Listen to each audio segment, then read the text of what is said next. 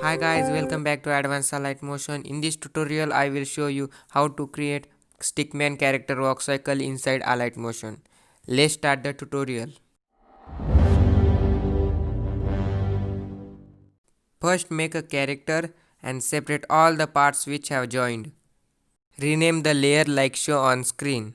Then set anchor point of all the layer by going transform, double click on position, set anchor point so when we rotate it will rotate from anchor point.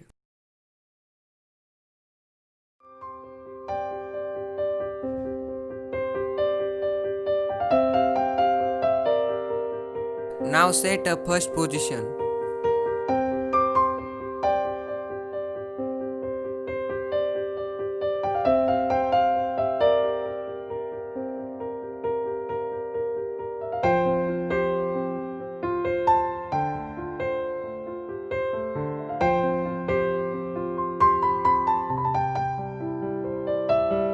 Set project frame rate to 24.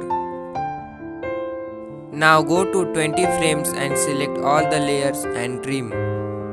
After that, add marker at the start 5 frames, 10 frames, 15 frames and 20 frames.